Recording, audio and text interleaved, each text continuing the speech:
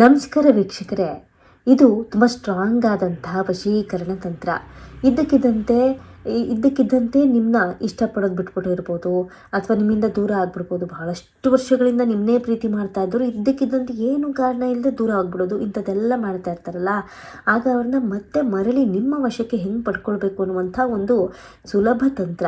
ಇದನ್ನು ಮಾಡಬೇಕಾದ್ರೆ ನೆನಪಿರಲಿ ವೀಕ್ಷಕರೇ, ಅಮಾವಾಸ್ಯೆ ಅಥವಾ ಹುಣ್ಣಿಮೆ ದಿನ ನೀವು ಮಾಡಬೇಕಾಗತ್ತೆ. ಜೊತೆಗೆ ಬೆಳಗ್ಗೆ ಅಥವಾ ಸಂಜೆ, ಇಲ್ಲ ಬ್ರಾಹ್ಮಿ ಮುಹೂರ್ತ ಅಥವಾ ಸಂಜೆಯಲ್ಲಿ ನೀವು ಮಾಡಬೇಕಾಗತ್ತೆ. ನೋಡಿ, ಎಕ್ಸಾಂಪಲ್, ನಿಮ್ಮ ಹೆಸರು ಪ್ಲಸ್ ಅವ್ರ ಹೆಸರು. ನೋಡಿ, ನಾನಿಲ್ಲಿ ಸುಧಾ ಪ್ಲಸ್ ರವಿ ಅಂತ ತೊಗೊಂಡಿದ್ದೀನಿ. ನಿಮ್ಮ ಹೆಸರು ಜೊತೆ ಯಾವ ಹೆಸರು ಬರಬೇಕು, ಯಾರು ನಿಮ್ಮಿಂದ ದೂರ ಆಗ್ತಾ ಇದ್ದಾರೆ, ಯಾರನ್ನ ನೀವು ವಶ ಮಾಡ್ಕೋಬೇಕು ಅಂದ್ಕೊಂಡಿದ್ದೀರೋ ಅವ್ರ ಹೆಸರನ್ನು ನೀವು ಬರ್ಕೋಬೇಕಾಯ್ತದೆ.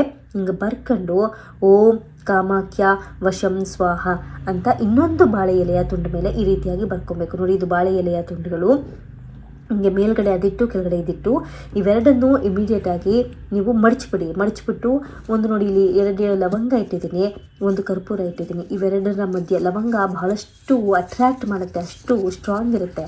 ಇದನ್ನು ಮಡಚಿ ಈ ರೀತಿಯಾಗಿ ಮಾಡಿ ಅದನ್ನು ನೀವು ಸುಟ್ಟು ಹಾಕಬೇಕಾಗತ್ತೆ ವೀಕ್ಷಕರೇ. ಈ ರೀತಿ ಮಾಡಿ ಆ ಸುಟ್ಟಂತಹ ಭಸ್ಮ ಇರುತ್ತಲ್ಲ, ಅದನ್ನ ನೀವು ನಿಮ್ಮ ಹಣೆಯಲ್ಲಿ ಇಟ್ಕೊಳ್ಳಿ. ಸಾಧ್ಯವಾದರೆ ನೀವು ಪ್ರೀತಿಸಿದಂಥ ಆ ವ್ಯಕ್ತಿ ಹಣೆ ಮೇಲೂ ಇಟ್ಕೋಬೋದು. ಆಗಲಿಲ್ಲ ಅಂದರೆ ನಿಮ್ಮ ಹಣೆಯಲ್ಲಿ ಇಟ್ಕೊಂಡು ಮಲ್ಕೊಳ್ಳಿ. 3 ದಿನದ ಒಳಗೆ ಅವರು ನಿಮ್ಮ ವಶವಾಗ್ತಾರೆ, ಕಂಪ್ಲೀಟಾಗಿ ನಿಮ್ಮ ವಶವಾಗ್ತಾರೆ. ಹಾಗೂ ವಶವಾಗ್ತಾ ಇಲ್ಲ, ಇಲ್ಲೇನೋ ಸ್ಟ್ರಾಂಗಾಗಿ ಏನೋ ನಡೆದು ಹೋಗಿದೆ, ಅದನ್ನ ವಶ ಮಾಡ್ಕೊಳಕ್ಕಾಗ್ತಾ ಇಲ್ಲ ಅನ್ಸಿದ್ರೆ ನೀವು ಈ ಸ್ಕ್ರೀನ್ ಮೇಲೆ ಕಾಣ್ತಾ ಇರೋ ಗುರೂಜಿಯವರ ನಂಬರ್ಗೆ ಕರೆ ಮಾಡ್ಬೋದು.